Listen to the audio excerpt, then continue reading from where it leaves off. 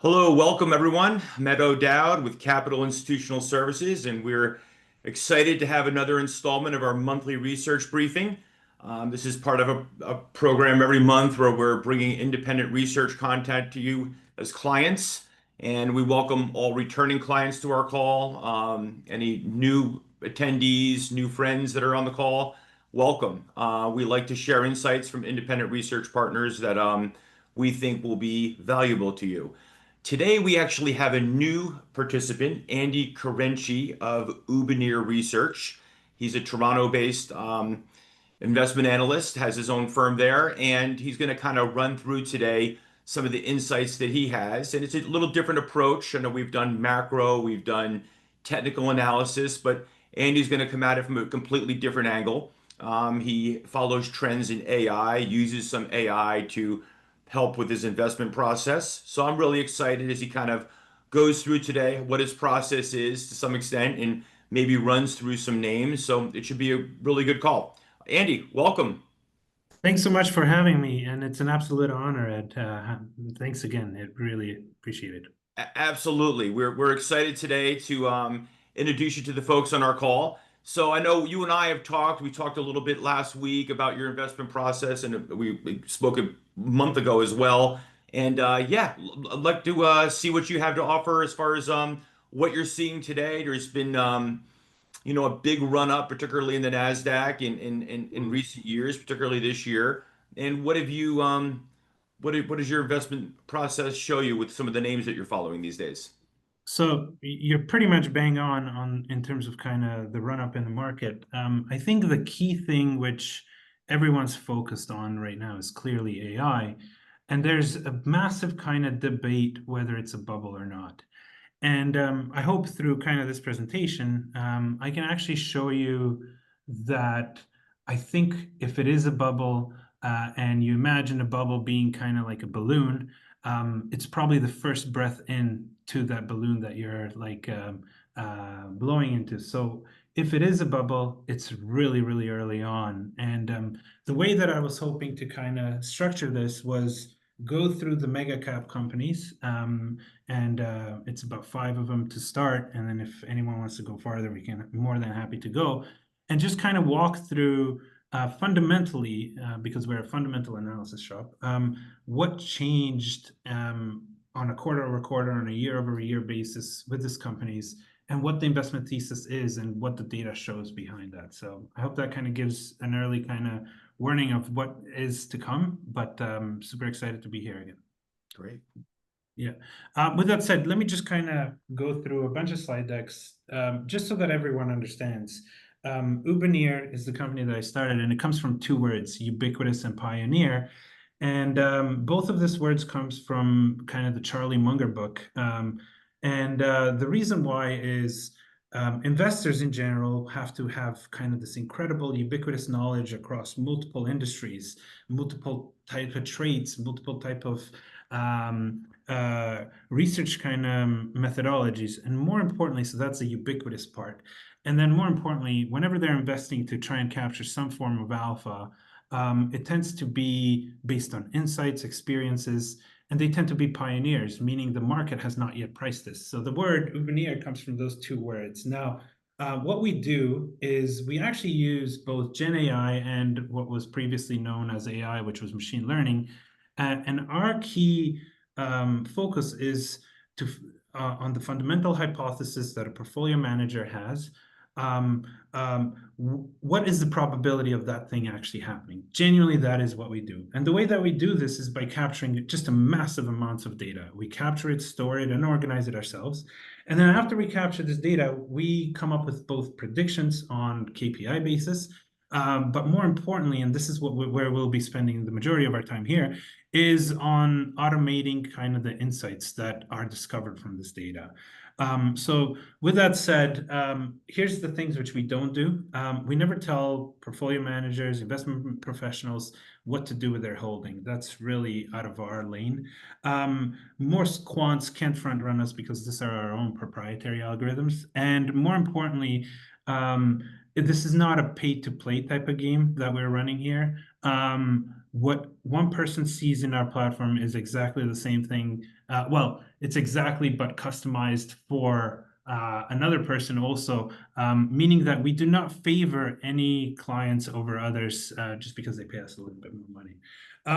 The reason why I think this is, and if we were to step back, why I think this is kind of the future of where investment management's going is, on one side you have kind of the buy side numbers, you have the sell side numbers, and you have kind of other proxies, so the alternative data guys. But I think there's a new kind of game in town, and everyone's heard AI, AI, AI. The key differentiator with AI from before is right now AI is kind of multi-turn, meaning the portfolio manager, the CIO, the investment professional can go to the AI and say, what is the probability of this happening? They get an outback, get some information back, and then they can keep on going. And so it's like so it's like a co-pilot type of thing. I mentioned kind of our KPI predictions and our anomaly detection is where we'll spend the majority of this call. We also do investment process automation. So instead of people typing data into an Excel spreadsheet, we help them automatically. And with that said, on the prediction side, it's probably really important that we disclose this. We first actually start out by predicting confidence intervals. This is called conformal predictions. And the reason why this works for us is because we believe everything has a probability weight, right? And so we are trying to kind of attach a probability weight on anything investment analysis basis. With that said, this is going to be our agenda. We're going to start out with Netflix, and we're going to go through all the kind of big names because they start reporting early next month. So let's just jump in with Netflix. So what the current investment thesis is relatively simple. The more content that Netflix puts on their platform, the better it is for every single user. So the value of kind of the Netflix ecosystem grows.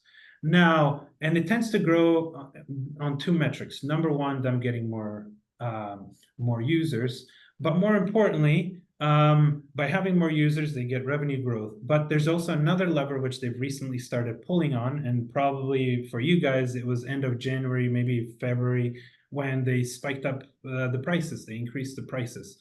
And their whole kind of handshake with their clients is simple.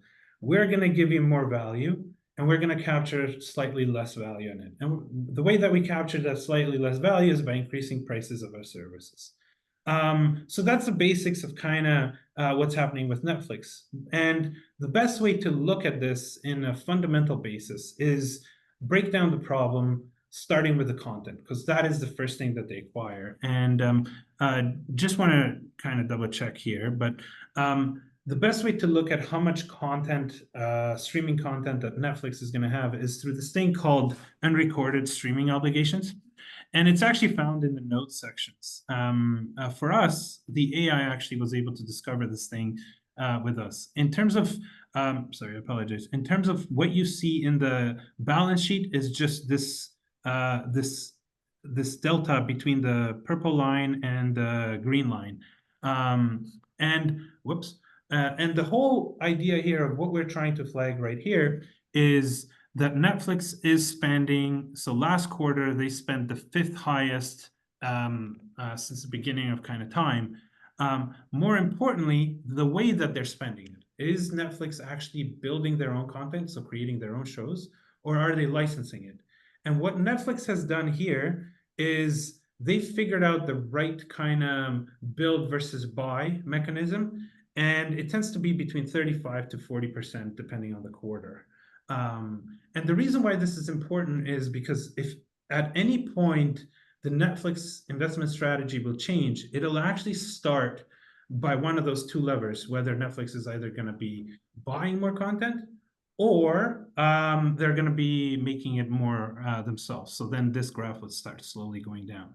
So in terms of the purchase obligations, they have about $22 billion that they still owe in the future. Now, let's just dive into the revenue. I mentioned, both in US and Canada, where I'm at, our prices have gone up for Netflix services. And this is both on an advertising tier and all the way onto their highest tier that they have. Now, the key interesting thing here is who bore most of the price increase, and you could clearly see, their revenue growth rate here jumped from 10% or sub 10% to close to 15%. And more importantly, it was mostly done by kind of the U.S. consumer was able to pay $300 million more per quarter, plus or minus 2% kind of thing. And if you look at the Canadian consumer, there was just a slight increase here. So this is partially because some stuff might have not fully renewed. But as you can see, the US consumer is what drives kind of the North American revenue for them. Now, if we were to go just one extra step further, and in terms of like our conclusion of Netflix is relatively simple. So the company is right now guiding about 17.3% Q3 growth. We do not think that is going to be the case. We think it has to be at least 17.4%. Now that might sound like it's not much, but if the market is pricing 17.3 and next quarter they raise their guidance to 17.4, usually the stock kind of moves on that. On top of that, for Q4 on the revenue growth side, we actually see that they are going to maintain that 17.4 or most likely increase it slightly. Partially because there's a new seasonality that has shown up. And in Q4s, they tend to have a spike, partially because they do those live events like the Tyson-Jake Paul fight that happened last time. Or it's, NFL on Christmas, the Beyonce performance, and so on and so on and so on. So keep an eye out for that seasonality change. Finally, and I think I mentioned this earlier, the key thing with Netflix that everyone should know is if the company is ever going to change the strategy, the first place you'll see it is on how they distribute capital when it comes down to content. So are they going to be licensing more? Are they going to be buying more? That's kind of where you should be able to see it. Moving on to Meta, the way that the Meta revenue growth works is relatively simple. On one end, you have ads that they show you on their platform, and those are called impressions. So as you're scrolling through your feed, you get to see that. But more importantly, how much they price on a per ad basis. These are the two dynamics that actually drive the revenue growth for Meta. And what I want to kind of highlight here is last quarter was a monumental quarter for Meta. And the reason why I think it was a monumental quarter for Meta is partially because of the outlier in terms of like the total advertising revenue on a quarter-over-quarter basis. For the first time ever, Q2 has outperformed Q4 dollar added into it, meaning that last quarter, the company added 8.2 billion, and in December quarter, which is usually seasonally very strong for them because that's when you have Christmas buying, shopping day buying, Boxing Day buying, all that stuff. Last year, they did 8.1 almost, and this quarter in June, so imagine the pull forward, they did $8.2 billion. So again, we think this is a massive shift in terms of their strategy. And what we think is happening is, number one, they obviously want to invest for the future, and I'm going to be discussing a little bit about their investments. But beyond just investing in the future on the Meta side, I believe, and I could be wrong, this isn't Ubineer, but I think they might be increasing how many ads they're showing to people. It'll be very interesting to see if, this is confirmed or denied by kind of the management team as we progress. But beyond revenue growth for Meta, the key thing that all investors are currently looking at is actually their capital expenditure spend. So you will probably notice very easily on the left-hand side, this is kind of the guidance that Meta gives, both lower, midpoint, and upper. More importantly, what you'll notice here is the last 3 quarters, there's been this massive jump. This is because obviously Mark Zuckerberg has decided AI is a really big thing and they don't want to ever be behind. Now, we think, yeah, that's a leading indicator, but there are some other leading indicators that are really important. So the first one that I want you guys to look at is this building and this construction in progress type of things. What you'll notice is starting in 2022, all the way until now, both of these things are expanding. So number one, how many buildings they have, as construction finishes, they become buildings. But more importantly, if you look at the purple graph right here, constructions in progress is starting to kind of escalate. And this is the first indicator to know when the capital expenditure will get pulled back. The other key thing is what you put into those data centers that they're expanding, right? And it tends to be the servers. And as you can see, this thing's going parabolically up and to the right. And I started this conversation by, hey, everyone seems to be a bear and think that there's a bubble. But I think we're in if there is a bubble, we're in such early cycles that we have not seen yet the true bubble extent.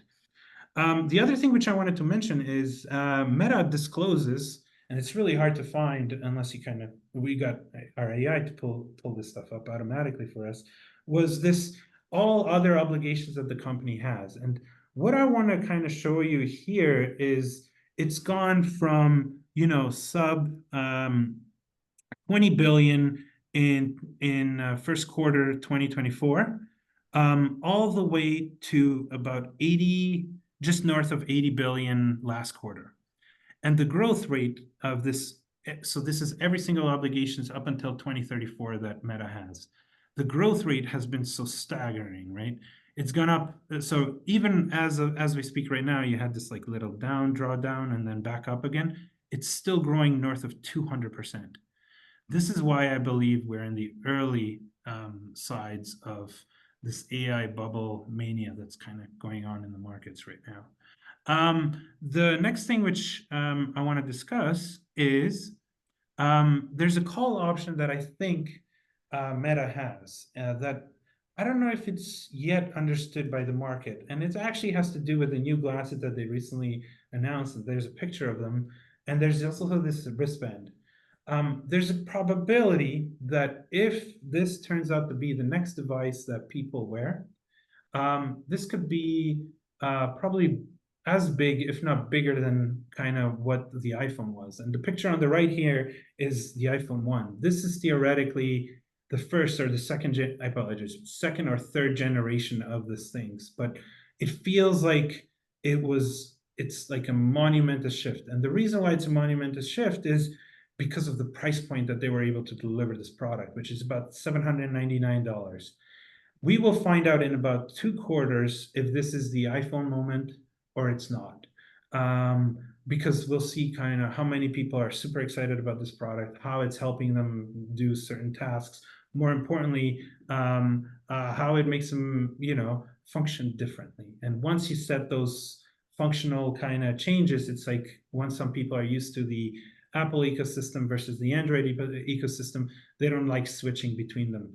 This is the opportunity that actually Meta has, which I don't know if it's fully priced in there. And this is why I think Mark Zuckerberg has decided to invest quite heavily, both on Gen AI, but also on the hardware side of things. Again, this is right now a massive loss leader for them, but it could very quickly flip, very, very quickly flip. And the next 2 to 3 quarters will be probably some of the most important quarters for Meta. So keep an eye out on it. The next thing which I want to talk about is Google. Google is this company which a lot of people have a love-hate relationship. Everyone thinks that AI will be quite destructive to them. And but it might not be. And anyways, so with regards to Google, the investment thesis on revenue growth for the majority of their businesses outside of their cloud business, which I'll also describe, tends to be ads. And with any kind of ads is, again, how many ads you show people and the growth of the price of the ad. That's roughly what drives this. And this is exactly what happens with the YouTube revenue and the actual Google search revenue. When we get to those random banner ads that you tend to get for example, if you were to go to CNBC or any of those, and you start seeing these things with like the little play button and this X, this is all Google, and it's part of their network revenue. And just to kind of give you a view of it, this network revenue has been declining for quite some time, right? You could kind of see it as a snapshot. But if you were to look at kind of this YouTube ads revenue and this Google search revenue, it's up and to the right. Which makes me think either the AI concerns have been a little bit overblown, that AI is going to replace kind of Google, or they might have figured out something with their product, specifically the AI search product, that again they're able to defend their castle with. On the YouTube side, this is going to sound really probably strange, but I think this is probably one of the most important things, important assets that are underpriced in the market. And funny enough, the reason why I think it's underpriced is partially because Gen AI in general will actually be quite beneficial for anything to do with YouTube. And I think on about a couple of weeks ago, no, it was last week, I think, they came out with kind of what the product roadmap for YouTube looks like. And it is way ahead of even Meta's product roadmap. So keep an eye out. I think YouTube, if you wanted to really look big pictures, there's a chance where the YouTube ads revenue will be actually larger than the Google search revenue. So imagine a business that right now is running at 10 billion a quarter to being 55 billion a quarter. That's the kind of magnitude of growth. Like, keep an eye out. YouTube will keep on growing for a very long time. The other thing which I want to talk about is this Google Cloud's business. With regards to the Google Cloud business, it's made up of two things. The first one is their actual Google Cloud platform, GCP. But it also includes workspaces. So we are a customer of Google. So our email is on our Gmail, for example. That's part of workspaces. And what I want you guys to understand is their Google Cloud business is really strong. I noticed that very few people tend to look at kind of this leading indicators, but one of the leading indicators that Google's tend to share is how much revenue. It's called RPO, remaining performance obligations, but it's revenue not yet recognized. That's the best way you can think of it, the simplest way you can think about it. And what I want you to notice is and I apologize, since December 31st, 2023, the growth rate has accelerated. It has gone from 20% growth on business, which is so it's gone. The growth has went from roughly 20% to almost 40. Whatever they're doing is clearly working here.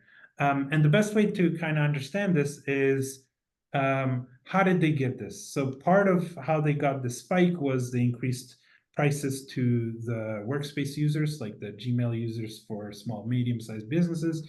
But more importantly, their cloud business, which is the net of this, is actually growing. So if you were to look, the quarter-over-quarter growth that came this quarter was a massive anomaly. Sorry, 1 second here. So it was a massive anomaly. Most of the time, it tends to come in the December quarter, but for the first time ever, the June quarter was just a spike of $16 billion to future revenue that this company is going to earn. Keep an eye out on Google Cloud. A lot of people are sleeping on it, partially because it's not as much in the news as the Amazons of the world or AWS's or the Microsoft's side. The next thing which I wanted to talk about is this capital expenditure. Again, I really do believe we're in the early cycles of this. And one way to kind of look at it is a disclosure which they also provide, and it's called leases not yet commenced. So these are operating leases for data centers. What you'll notice is in December 31st, 2024, it was sub $1 billion. Right now, it's at $24 billion after 2 quarters. So what happened is Google said, oh no, we need to figure out how to get more capacity. Let's go and buy up $24 billion of leases and commit to them. This is the type of scale which both Google and Meta and Microsoft and Amazon are talking about. It's not anymore the $1 to $2 million CAPEX. Those days are long, long gone. We're playing in really large sums of money here. There's no doubt about it. The other thing which I want to talk about is obviously Microsoft. So the investment thesis for Microsoft, because they have three kind of key business lines. The first one is they need to upgrade, for example, clients from an older Xbox to a newer. So that's the hardware business. They call it the more personal compute. It also includes like PCs, for example. So as people are starting to buy AI computers and laptops, this will start kind of increasing that more personal compute revenue item. The other thing which they also have is their productivity suite. This tends to be the Microsoft Offices, the Microsoft Office space. And what is fascinating on the Microsoft Office space is because of Gen AI, they're starting to ask people, hey, you got to pay a little bit more. So that's kind of their upsell motion. The other thing is what's happening with cloud AI spend. So I think the majority of probably our audiences knows that Oracle and OpenAI have a partnership, and it caused Oracle to be up, I think, 30% at one point in the day. And what happens with Microsoft? Because OpenAI originally was the majority of kind of their stuff, because they're so well interconnected with Microsoft, runs on Microsoft. And this is what I want to kind of dive into here. So with regards to the cloud business, the way that they disclose it, it's number one, cloud revenue encompasses both their Azure revenue numbers and also their Microsoft 365 commercial suite and Dynamics and so many other stuff. Now, what I wanted to identify here and what our AI was able to somehow pick up was the fact that you could kind of see that this is like a little spike up here if you were to look at the purple bar graphs. And you could see it on the growth rate, this spike up. So it went from like 20% growth to north of 25, close to 28% growth. But what is more important than this growth rate spike here that you guys see is the magnitude of it. So it was a like they added almost $4.25 billion of Microsoft cloud revenue. And what you'll notice is about 2.5 of it came from their Microsoft 365 commercial. This is the price increases, which I mentioned on the first motion, right?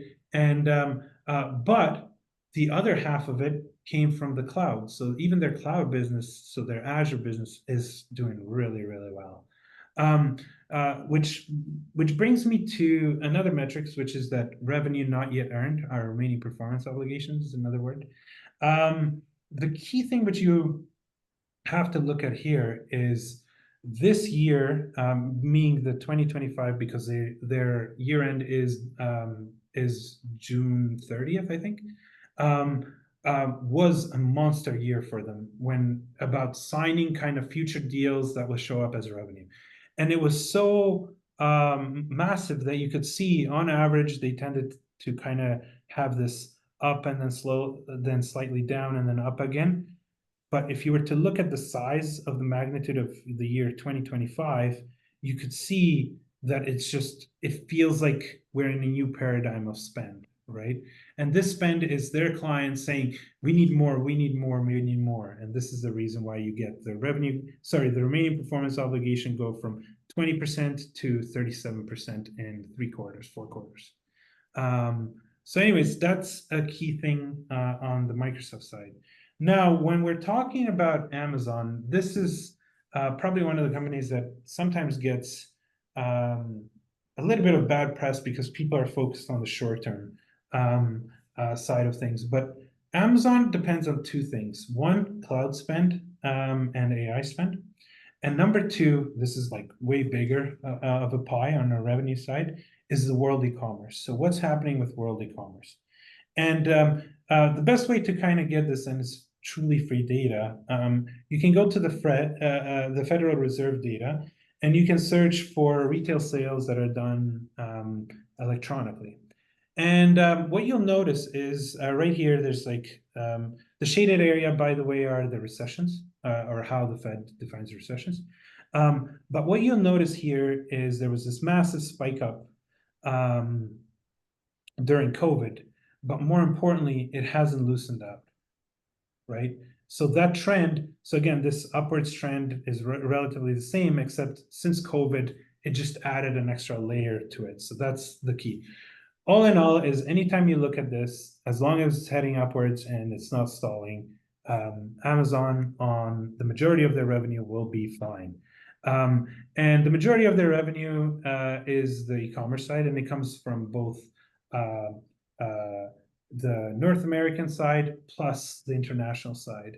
That's kind of how they define it. One thing which we did was uh, actually remove the physical store. So if you remember, they bought Whole Foods a while back.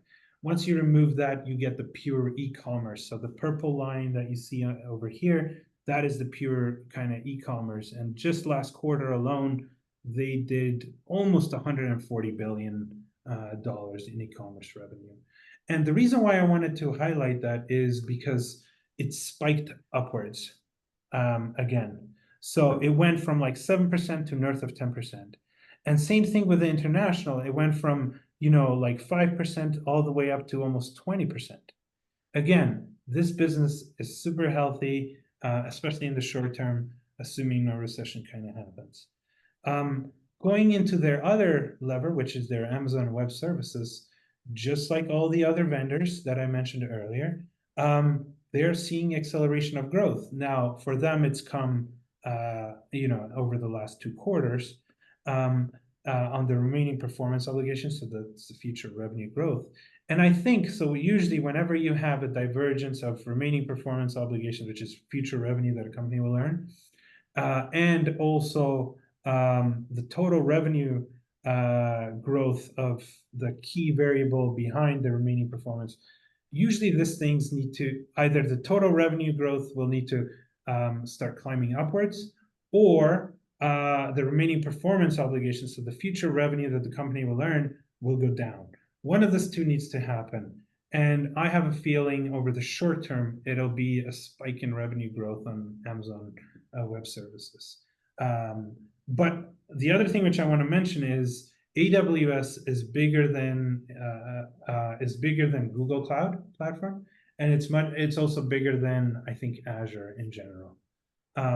So as a franchise, their growth should be slower than those two other things, just because of the law of large numbers. So I hope that kind of gives a great view on it. Now, the key thing which I wanted to focus on is, I know everyone thinks that there is a bubble with AI spend. Maybe they're right. What I'm trying to show here is, if there is, the party is definitely going to keep on going on. But my key focus of what I want to try and mention to everyone is relatively simple. I have a strong feeling that if this is a bubble, we're so early. And the reason why I think we're so early is no one is starting to use a debt yet. Meaning AWS is spending kind of all their capital expenditure stuff straight from their cash flow. Microsoft, straight from their cash flow. Same thing with Meta, same thing with this.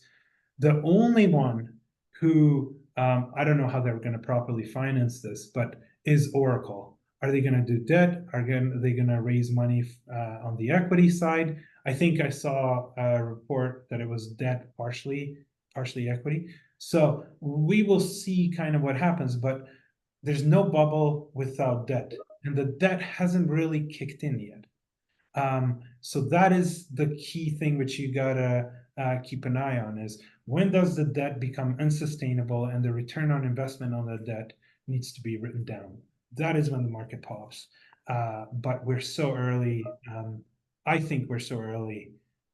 So yeah, with that said, I'm happy to take on any questions. If you have any, if any of the audience members has any.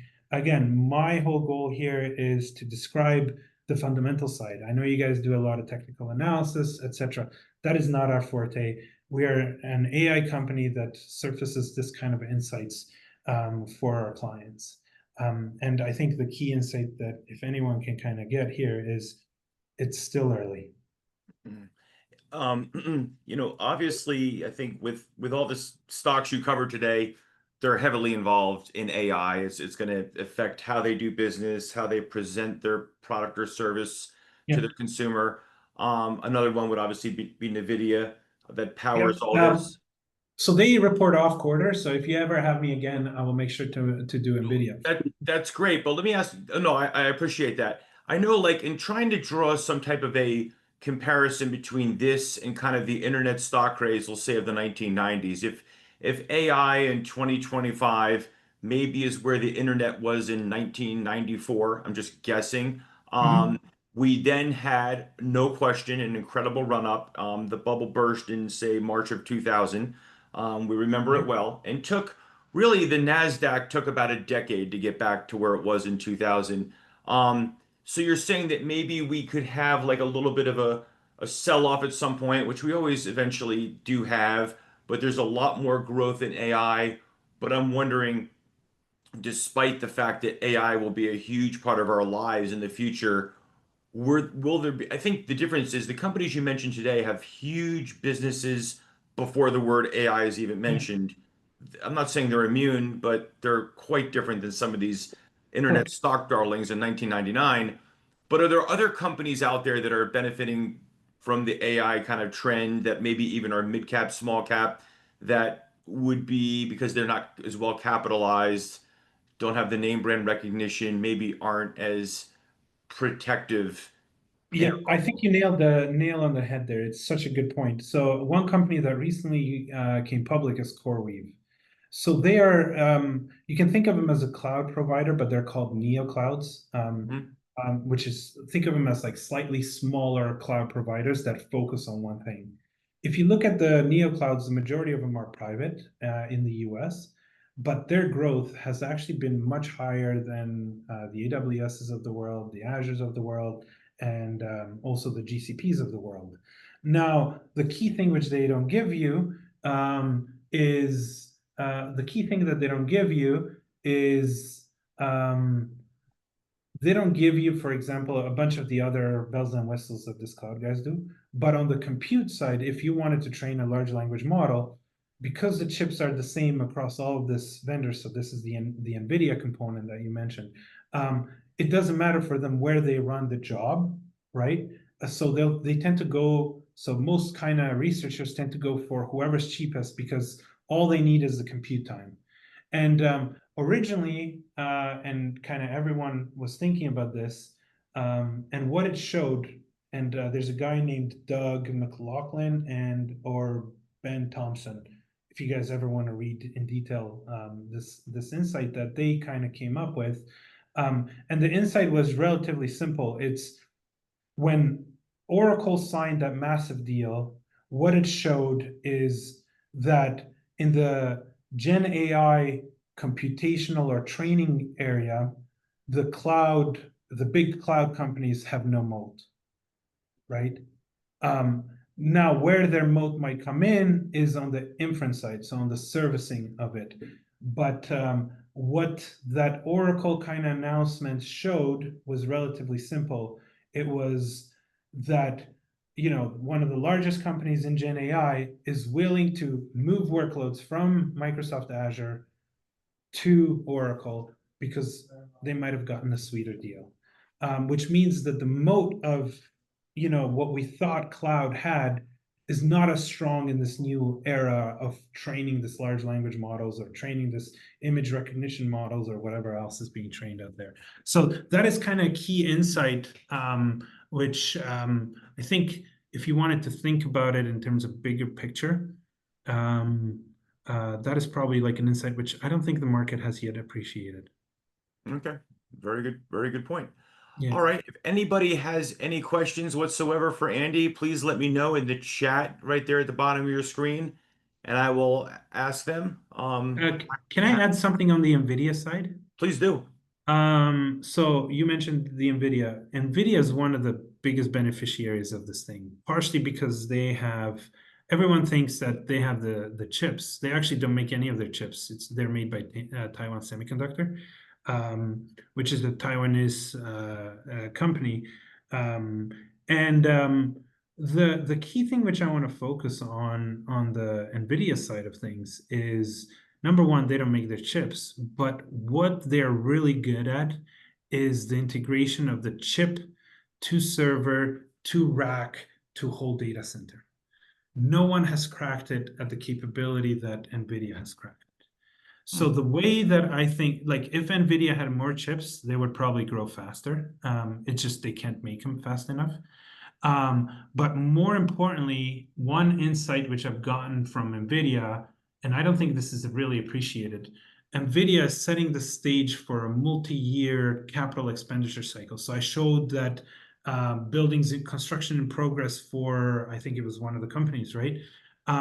That is because the reason why you get those little spikes and continuing in the future is because that company has made the decision that, hey, NVIDIA is going to move us up the curve, and I need this commitments over this period because that's when this chip will come. And by that time, the frame of this whole data center should be built so that they can ship it right away to my data center and I can hook it up. So what NVIDIA has done is, if you want to double click on it, is converted a CapEx cycle, which tends to be somewhat like cyclical, it can happen really quickly, to they're trying to kind of slow it down so that they can capture more of the revenue throughout time. So think of it as they're trying to convert something that spikes kind of thing and then drops, spikes and then drops into a somewhat of a little bit more smooths it out. So it's a little bit more recurring-ish.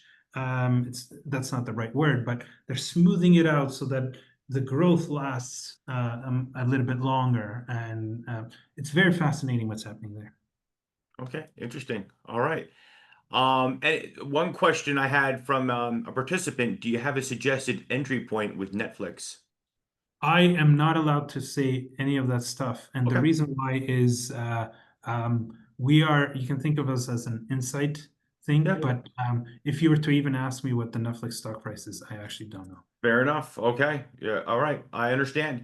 I'm Anybody also have not an any? investment advisor. All right. That's quite all right. No, you answered it the way you needed to answer it. That's quite all right. I think I might have one more. Do Sure. you believe, this is another question. Do you believe that the AI bubble fears are primarily attributed to the large CapEx spend from major hyperscalers, mostly coming from their free cash flow, or new startups within the space that receive large valuations without revenues or other fundamentals? So what I actually believe is it's not yet a bubble because the debt hasn't kicked in yet. Usually bubbles come with debt. Out of the big hyperscalers, meaning the ones you saw on my presentation, Mhm. they have financed most of this through their cash flow. So the debt hasn't yet kicked in. So it's quite fascinating. Now, the debt has just started to kick in, but like if you were to look at kind of Oracle versus AWS, it's just a fraction, like tiny fraction of their revenue. But it's just starting to hit the market. Believe me, we have a long way to go. So it's not yet a bubble. If anything, as I mentioned, it's if you're blowing a balloon, this is the first breath into your balloon. We have a long way. Usually, Okay. when you know it's a bubble, is when people have gotten beaten down because they say it's a bubble, it's a bubble, it's a bubble, and then they just say, you know what, this is going to work, and that's usually when it's a bubble. So it's kind of like a Yes. contrarian kind of thing. If everyone's paying attention to is it a bubble, is it a bubble, it is probably not a bubble It's a because very good point. everyone's pointing it out. Very, very good point. We appreciate such great insights today. I know I learned a lot about these names and kind of your investment process and how you look at things. It was educational for me, and I'm sure many of our audience members. So I thank you so much today, Andy. It was great Thank you. getting. And again, if anyone wants to chat, they can add me on LinkedIn. I'm somewhat active there. And Okay. if anyone needs my email, feel free. It's on the screen, but feel free to message me. Happy to talk to you guys. And if they, for some reason, lose it, Ed, I give you Yeah. permission to send it over. It's not a problem. That sounds great. And anyone, and I would say to our participants on the call, anyone who invited you on, whether it was a salesperson, always get in touch with any of us, Correct. Correct. or CAPIS if you needed to get in touch with Andy or anybody that presents on our calls. Absolutely, Andy, we will do that. Again, I'm super open, happy to help Yeah, anyone. And again, thank you so much for your time. And I hope you guys learned something and we it did. was entertaining. Absolutely. Thank you so much. Everybody, we'll wrap it up. It's 45 minutes. We'll let you get back to your day. Next month, we're going to have Markets Policy Partners on Thursday, October 23rd. So there we talk about macro policy, politics, the Fed, all that good stuff. So we will see you then. Till then, have a great month and everyone's be well. Take care. Thanks a lot. Thanks again. Thank you.